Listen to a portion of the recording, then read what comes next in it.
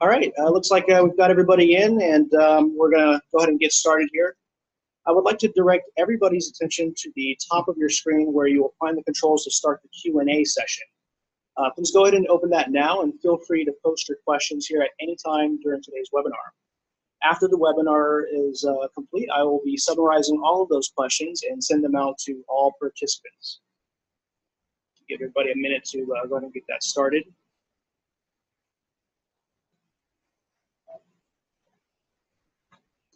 Start off with a brief introduction about DSLRPros. DSLRPros has been servicing the SUAS community for a little over 7 years now and has become an industry leader in aerial imaging solutions. We specialize in multispectral, near-infrared, and long-wave infrared sensors. Combined experience is well over 30 years. DSLRPros is also a full-service repair and technical shop based out of Southern California. We welcome walk-ins and provide free consultation services with no pressure sales. So at any time, feel free to give us a call, and we'll listen to your solution, your business use case, and work out a solution for you.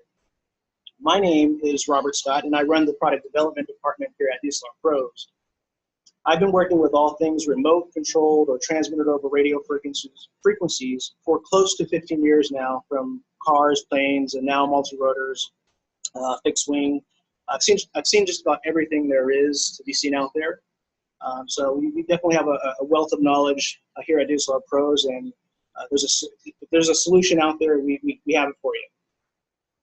We'll go ahead and get started here.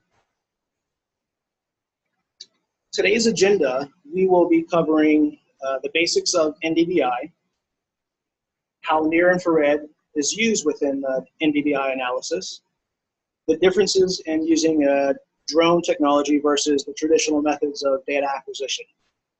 We will review the Sentera NDVI analysis toolkit. We'll also cover many of the benefits of NDVI analysis and review our NDVI product solutions. And lastly, we will open the floor to a bit of Q&A. Today's webinar is scheduled for about 30 minutes, but it's a rather short webinar. But if the Q&A sessions run a bit long, that's fine if folks have time. All right, jumping right in. What is NDVI? Normalized Difference Vegetation Index, or NDVI for short, is a method of measuring the amount of light being reflected by plants in different frequencies relative to the different stages of plant health. The values assigned to each stage of plant vigor can typically range from -1 to +1. Starting on the left, areas of dead vegetation, water, dirt, and sand, or typically inanimate objects, typically show very low NDVI values, roughly 0 or less, going into the negative values. And you'll see in a color scale, those are typically assigned a very dark red color. Next, one step over to the right, you will find unhealthy or stressed vegetation, where NDVI values are typically in the range of 0.1 to 0.33.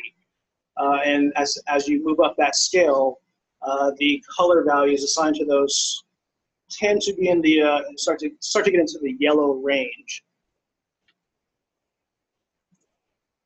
And just after that stage, going into the just after the unhealthy or stress segment, you'll find NDVI values of 0.33 to 0.66, which indicate vegetation that is moderately healthy or early stage crops with very little canopy.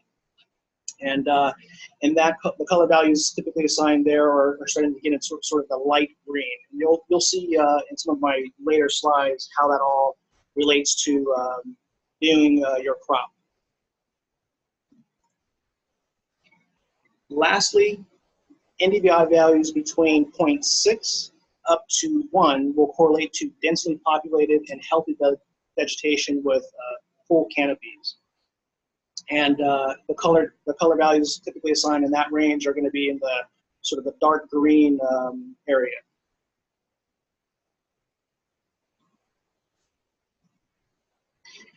So the formula for NDVI was developed back in the 70s to make use of satellite images equipped with near-infrared sensors.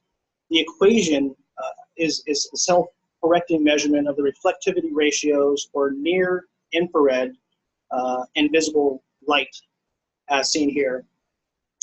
In this format, the equation accounts for overall brightness or darkness, making it insensitive to changing light conditions when taking measurements over a long period of time, as growers typically are going to be monitoring.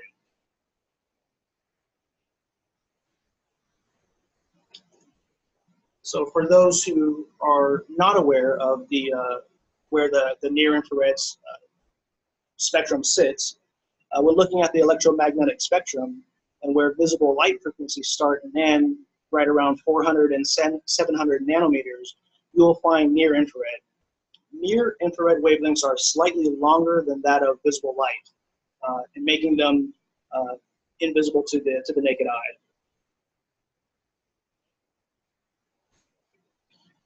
Not to be confused with infrared thermal imaging, near-infrared, or NIR for short, is roughly 0.8 to 1.5 microns, which is too short in wavelength to detect thermal emissions for temperature readings.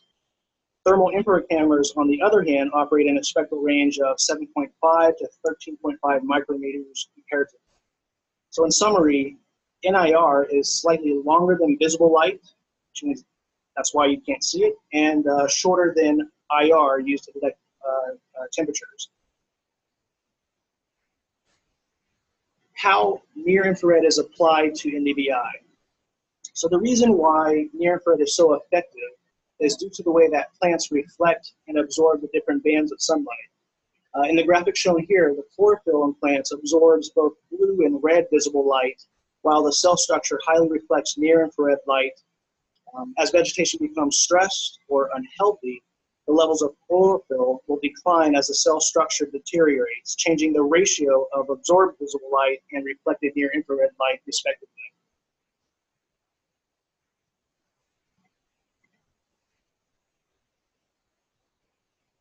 So I'm sure a lot of us have seen a number of modified or hacked consumer RGB cameras on the market today that produce false NDVI data.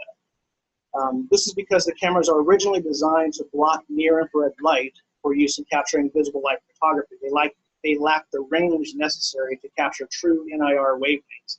As such, a modified RGB camera is ineffective and typically will result in poor or inaccurate data. Whereas a dedicated NIR sensor producing true NDVI on the top is going to have a global shutter for increased accuracy. It is going to be a discrete NIR band built from the ground up and specific for this type of measurement. Typically that's in the range of 840 to about 850 nanometers. And that's going to get you your high quality NIR data. Comparatively to the image on the bottom, or a modified RGB sensor, it's typically done by removing an OEM IR filter designed to block all IR light. Otherwise, you'd have washed out photos. That results in poor resolution and often poor NIR data because it's just not sensitive enough for that range.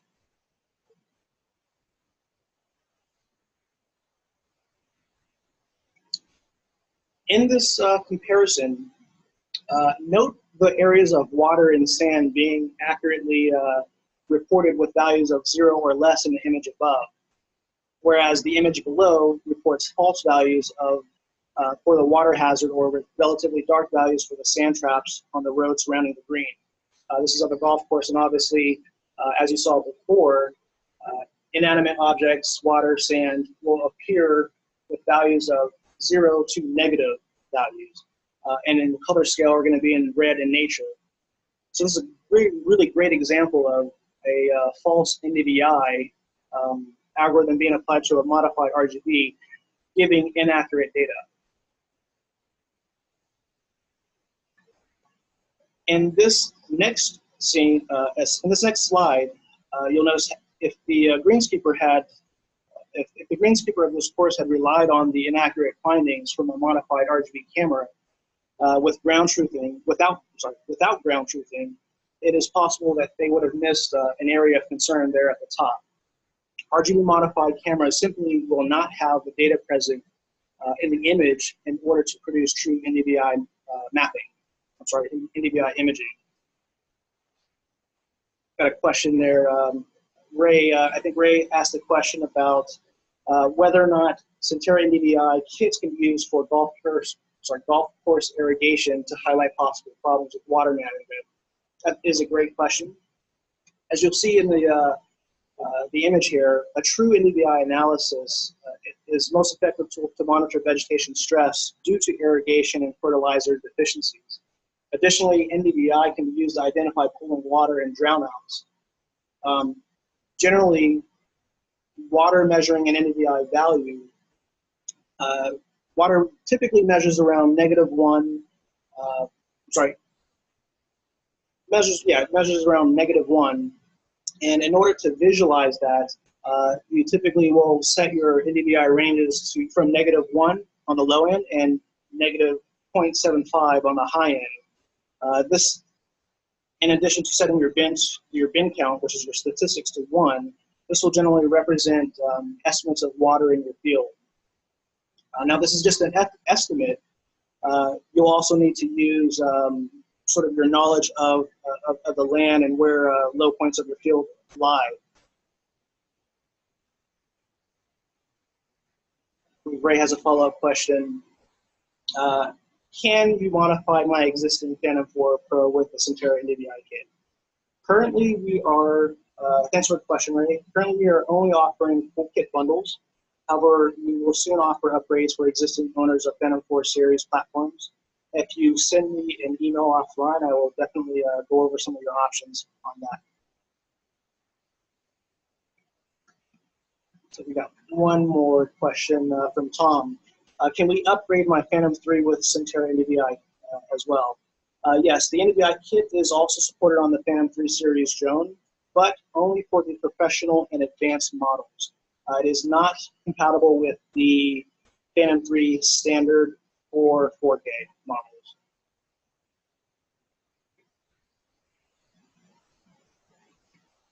All right, moving on. Why use a drone? Drones versus traditional methods. One of the top reasons why using a drone is beneficial is because traditional methods of capturing NDVI data from platforms like satellite or manned aircraft often yield low resolutions due to the high altitudes that they are required to operate at. And the affordability of drones combined with their high resolution sensors and low altitude flight operations make them perfect tools for crop scouting with amazing results. Nowadays, you can achieve up to 16 times greater the resolution than traditional means. Next is frequency. With a quick deploy Sentera NDVI kit, that's going to allow a grower to capture data as often as needed, pushing crop management precision throughout the growing season to new heights, no pun intended. And this is all at a fraction of the cost. Lastly, availability. Unpredictable variables like cloud cover often impede data capture from satellites and manned aircraft, resulting in spotty resolution and longer cycles to get the actual data that's needed. A drone, on the other hand, is an on-demand tool which can be deployed at a moment's notice and can operate on a cloudy day unobstructed. There's definitely some really great benefits, availability, frequency, and also just the cost from a cost standpoint.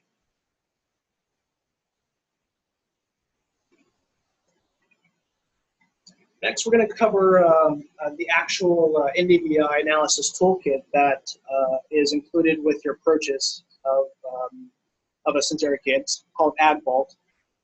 The AGVault software suite consists of a PC-based application that can be deployed at a field's edge, which is very important. Doesn't rely on an internet connectivity. There's also a companion mobile app used for flight mission planning and cataloging of images during ground truthing.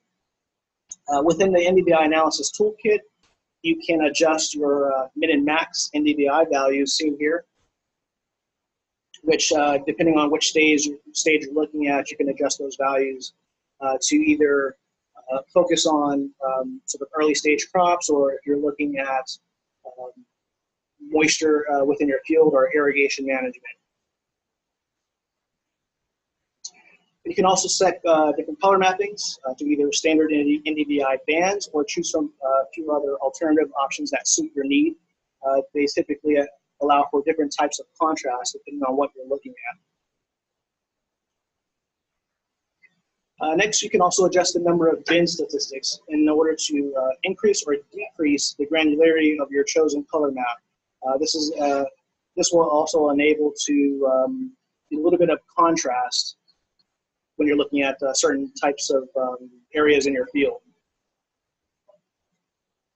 Lastly, you can adjust the scale of your data to compare day to day across multiple surveys or acre to acre within a survey for specific contrast. Looks like I've got a question from Sarah. Would I be able to use other third-party software besides AGVault to analyze the imagery I've captured? Excellent question. Thank you, Sarah. The answer is yes. While Sentera has worked very hard to streamline and simplify the entire process, workflow from A to Z, they do understand there are some times where you're going to need to use some third-party specialized applications like Pix4D, AgriSoft, or even AutoPanel Giga to do some of that stitching if you're doing some large area stitching maps. AGVault can format and export these data files with all of the previously mentioned popular stitching tools, definitely.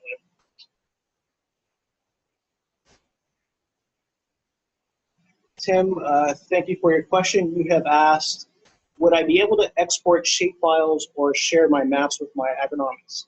Absolutely, yes, that's another great question.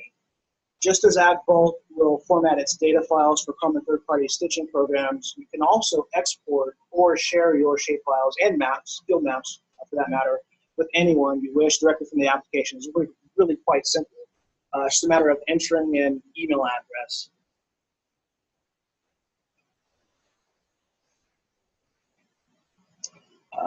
Next, we are looking at the RGB quick tiles. This allows, using the RGB quick tiles, allow you to view general field overview and for orientation and also for setting field boundaries. With the shape tool, you can also create custom shapes and basically outline certain fields or set exclusion zones within your survey.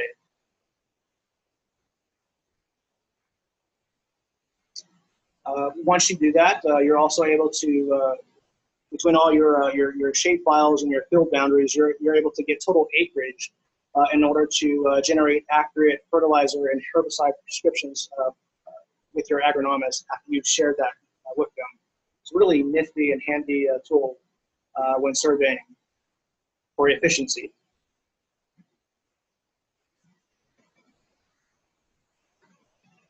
Next, we're looking at here are photo dots. This is also a very, very handy tool.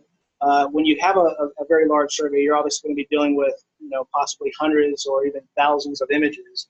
At any given time, you'll be able to pick a certain part of the field and sort of dial in or drill down into that particular field and look at both the RGB, NIR, and NDVI data for that particular part of your field.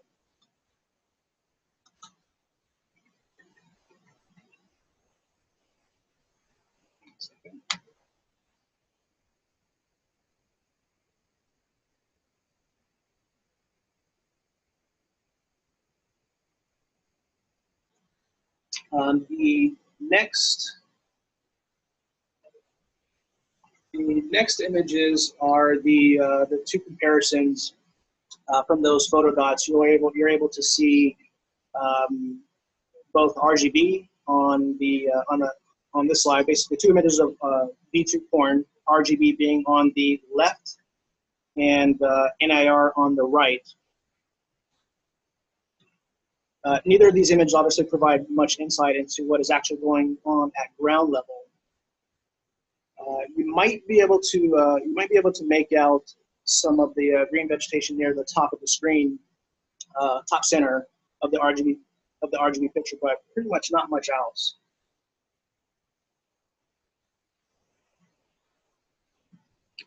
So this image set obviously is the same V2 horn, but you're looking at RGB on the left, and also you're looking at your NDVI on the right. This image clearly shows an area of concern which will need to be inspected to identify the root cause of the actual deficiency. So you can see how you can clearly see that after drilling down in, and the comparison of your NDVI to your RGB.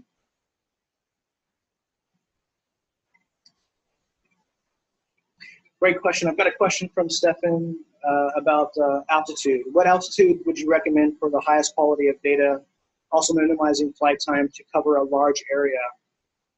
Typically, flight altitudes are roughly at about, I would say, 80 to about 100 feet in order to get resolution that's needed, and also to cover ground pretty efficiently. Okay. No problem. You're welcome, Stefan. Next image, what we have here is RGB on the left, NIR on the right, and this is of alfalfa. Obviously, right here, not much to see here with the naked, unaided eye.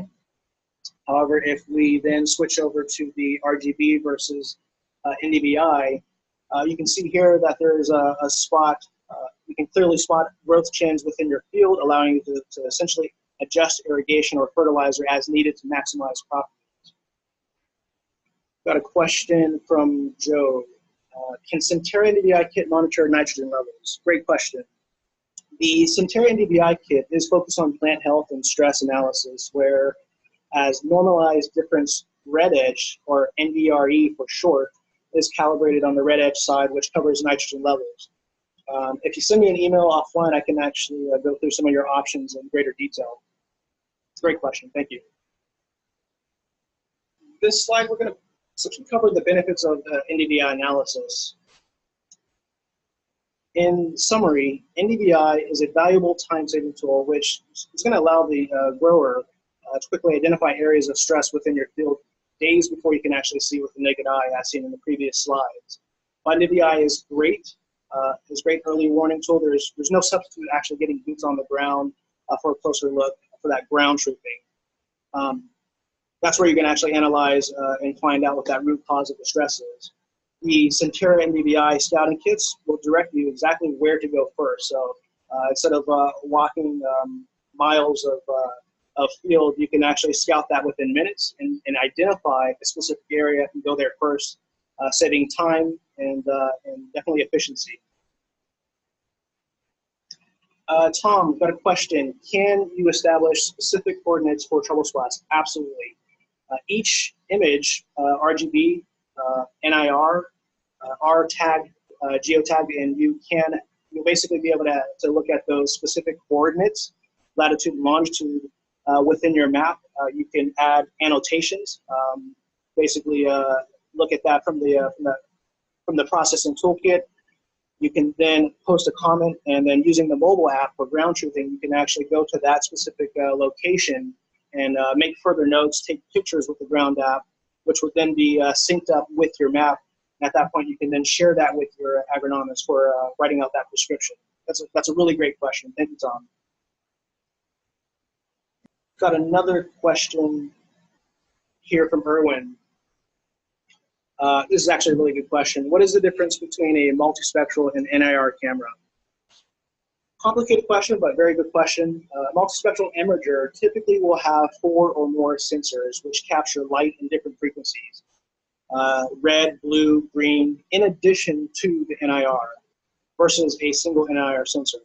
Multispectral sensors are typically used for scientific projects where they need to cover a wide range of vegetation species or a grower that has a wide range of crops to monitor.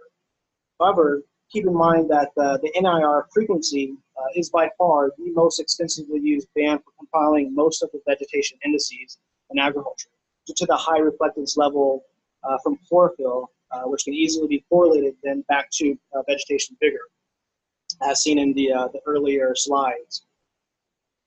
So in the NIR band alone, you can hit the following crop management areas like soil, property and moisture analysis, monitor canopy coverage, plant populations, locate and identify density of weeds, track growth trends of irrigation, perform vegetation or land cover assessments, and like we talked about earlier, visualize nitrogen chlorophyll levels. In addition to assessing damage from weather like hail, wind, or even animal damage. Okay, some good time here. Next, we're going to go over a couple of the kits that we have to offer. First, we're looking at the Phantom 4 Pro Deluxe NDVI kit. The Phantom 4 is a great craft. It has a flight time of about 27 to 30 minutes and about 7 kilometers of range. That can allow you, that time and range, you can cover cover a good amount of acreage there. Within this kit, it includes obviously the Phantom 4 Pro, which is equipped with a high-resolution 3-axis gimbal. I believe it's 20 megapixel for your RGB. Obviously, the Sentera NDVI single sensor. You get AGVault NDVI analysis software, which we covered earlier in the slides. We also have 3 Phantom 4, in total, 3 Phantom 4 Pro batteries, obviously the controller, and a hard transport case. Again, this is something that you can deploy on demand at field's edge without the reliance of Wi-Fi to essentially scout and identify problem areas and get there quick and efficiently.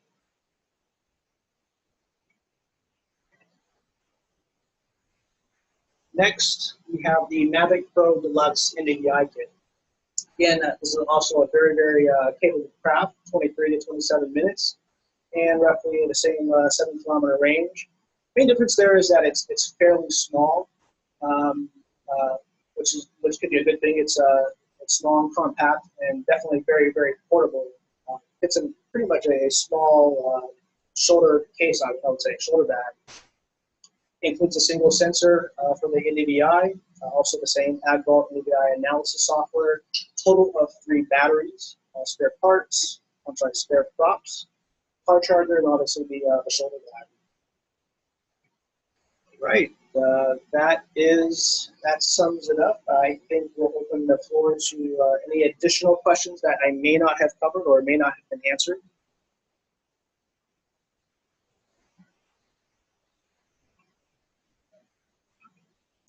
Cost, that's a great question. They range. I can definitely get you, if you email me, I can go through that with you offline. Hector has a great question. Also, do you offer financing for all of your solutions? That's a very, very good question. Absolutely. We have great financing programs designed to support small and medium businesses, startups, as well as established businesses. Our financing options feature low monthly payment terms between 12 and 16 months, 100% tax deductible payment, and lines of credit to help your business grow so you can focus on managing that deal. Another question there, I believe, the question about getting certified to fly. We have a lot of questions about that. It's a great question. We can definitely, we have a lot of resources for Part 107. We can get you certified and get you squared away there.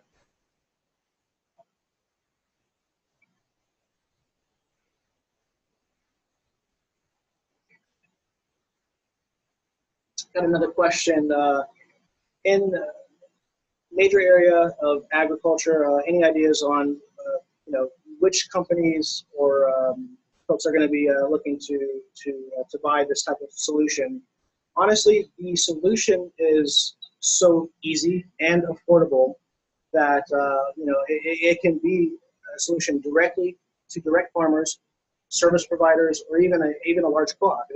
It's capable enough to fit that range. All right, Tom has a follow-up question. Which model was better? It really depends. If you're looking for compact portability and you're essentially wanting to carry basically a small, short shoulder bag, and you're gonna go out there and scout, the Mavic might be the best for that option because it is rather small.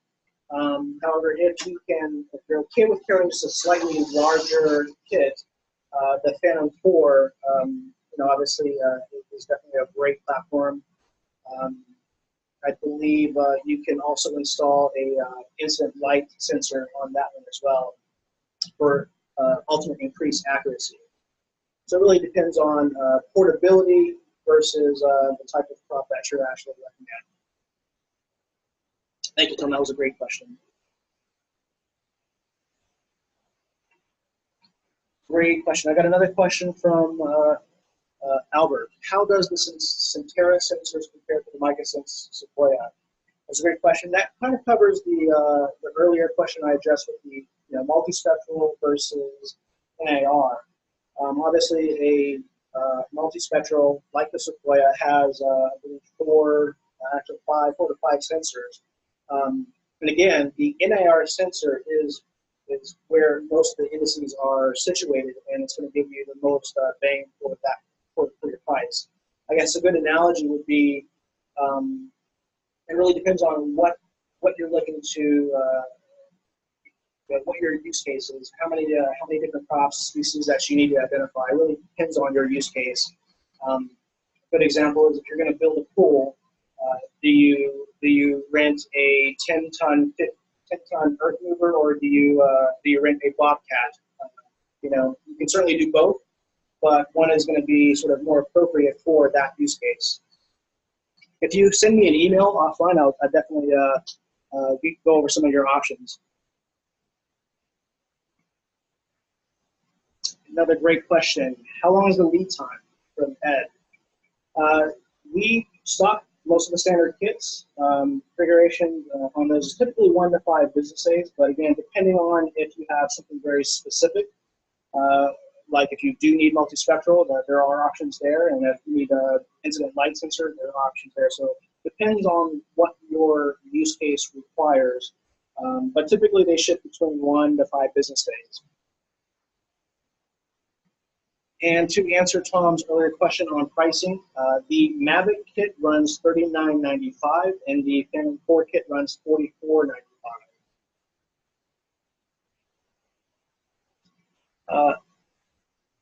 Another question from Albert. Does drone deploy work with Sentera? That is a great question. I'm going to check on that and get back to you on that.